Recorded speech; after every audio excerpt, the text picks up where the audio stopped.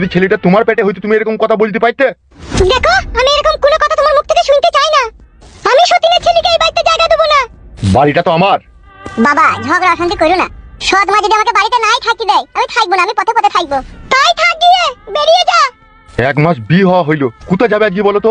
কোথায় যাবে কি না যাবে সেটা আমি কি করে বলবো? এইটাই কি তোমার শেষ কথা? এইটাই আমার শেষ কথা।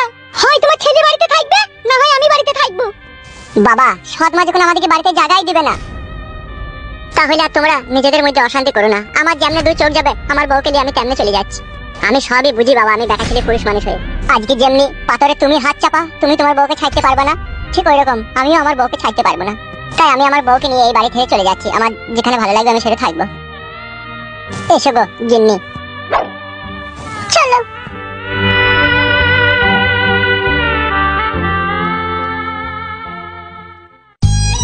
ওদিকে বাড়ি থেকে খেদিয়ে দিয়ে কাজটা তুমি ভালো করলে না। ভালো মন্দ আমাকে শিখাইতে হবে না। ও নিজে চরকায় তেল দেখ, সতীনের ছেলে। ও আমার নিজের ছেলে লেগে তাই ভাই তো ঠাই পাবে। ও বাড়ি থেকে পাপ বিদায় হয়েছে, জান বেঁচে সেবো কি না, নিজের কাজ করুক গুজাক। তুমি আর আমি দুটো প্যাক 200 টাকা ইনকাম করলে আমাদের চলে যাবে, আর ওদেরকে দায় ভালো নেবে। ডেলি 500-600 টাকা করে সংসারে খরচ হইছে। বাবা হয়ে বিয়ে শাদী দিয়ে দিস, আমার বলি ও যেমন তাই করে খাকগু। তোমার আবার কি? আর কখনো কোনোদিন ওদের বিষয়ে এই বাড়িতে যেন কোনো কথা না শুনতে পাই, তাহলে আমি তোমার মুখে মুছিতে পালাবো।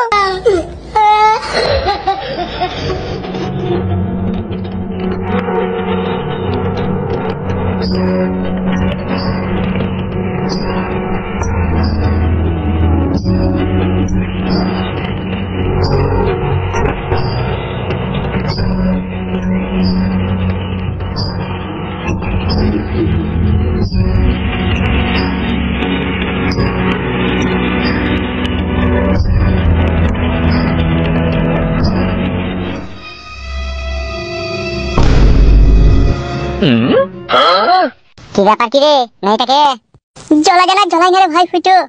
কেন, কি হয়েছে কি? ও মেয়েটাকে তোর সাথে বিয়ে করেছি?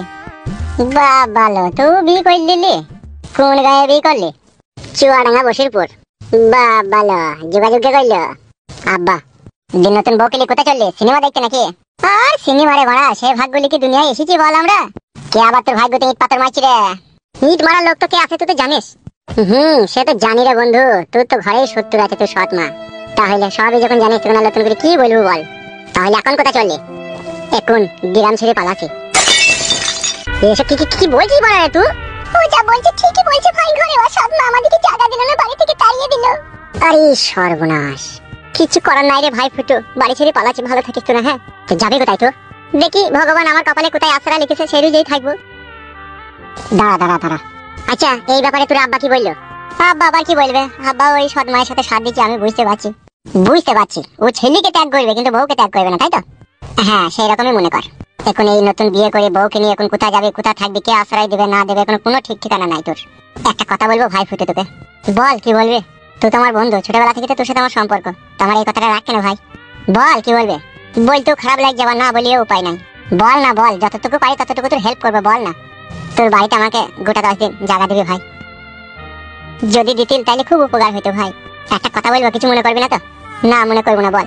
বাড়িটা তো আমার লয়, বাড়িটা হচ্ছে আব্বার। তাই তো আমার সাথে চো, আব্বাকে তুইও একটু কেন্দ্রিক বলবি আর আমিও একটু বুঝি পারি বলবো। আর আমাদের একটা ঘর ফাঁকা আছে, ওই ঘরটা যদি তোকে থাকতে দেয় তাহলে থাকবি। চো চো ভাই, ওরে আমার ভাই রে, চো আয়।